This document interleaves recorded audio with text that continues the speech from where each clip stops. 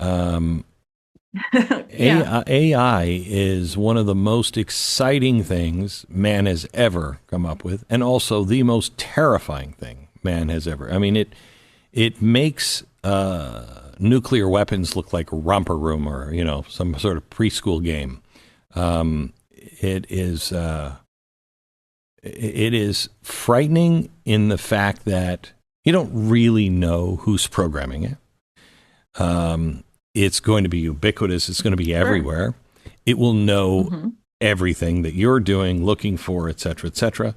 But it is now also crossing the lines. Where was it? Was it Albania that just put their first minister, digital minister, Yes.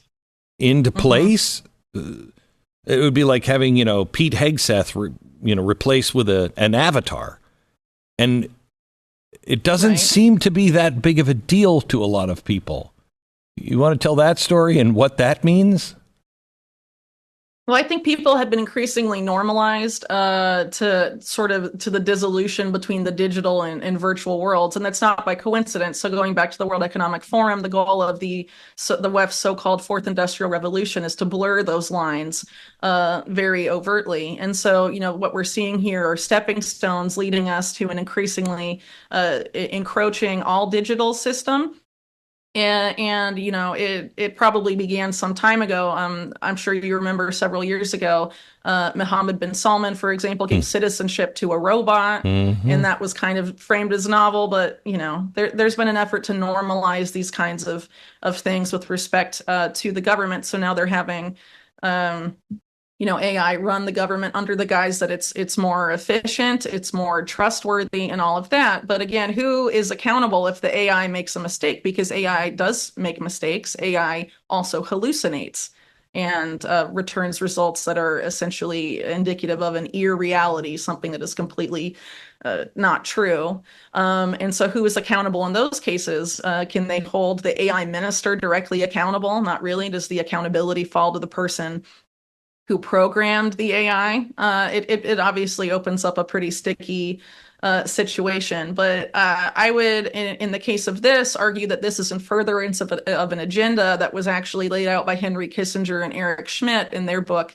Oh, I forget what it's called. Sorry about that. But That's all they right. wrote a couple books on AI. In the earlier one, I think it's AI and Our Human Future is the subtitle, or The Age of AI, something like that.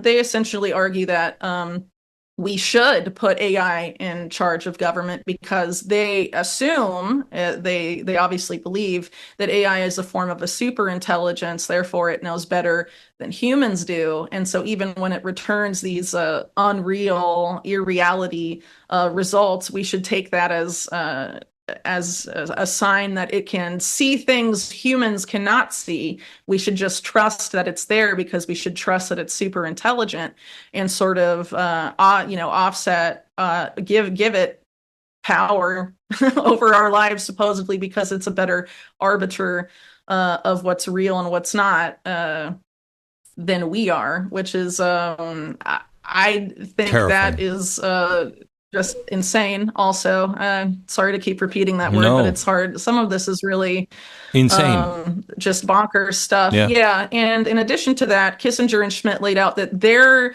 biggest interest in AI was its impact on human perception. And ultimately, if you're able to completely control how people perceive reality, you control their behavior. You don't need mind control at the end of the day, or any of these things in the back that the CIA and national security agencies were experimenting with. You don't need that if you can completely control their perception of what's going on.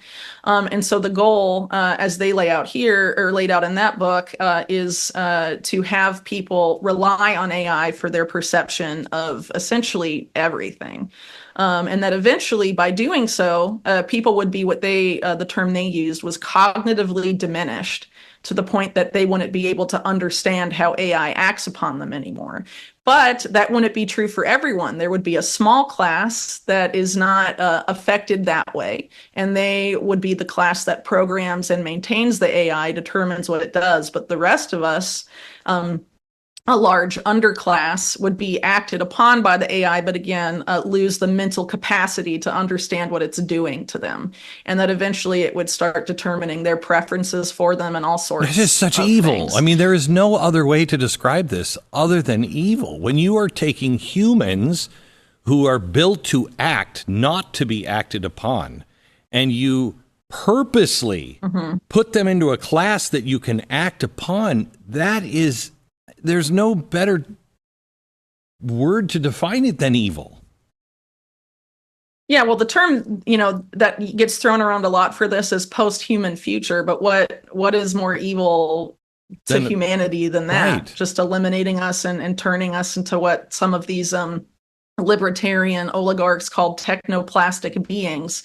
I mean, some of them think that humans are nothing more than bootloaders for digital intelligence. I mean, that's how we are perceived by a lot of these tech oligarchs, because again, a lot of their goal, and they've been relatively open about this, is to live forever, but in defiance of natural law. So using technology to allow them to become gods. A lot of these tech oligarchs, including like the co-founders of Google, have been pretty open about that. And even someone like Jeffrey Epstein, for example, who was very interested in eugenics and AI and all of that, was interested in those technologies for those same ends. I mean, there's a whole group of, I would call them pretty sick billionaires who want to use this technology to better themselves in that way and live forever, while the rest of us become cognitively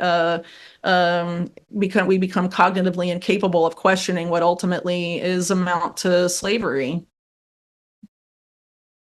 We should say no.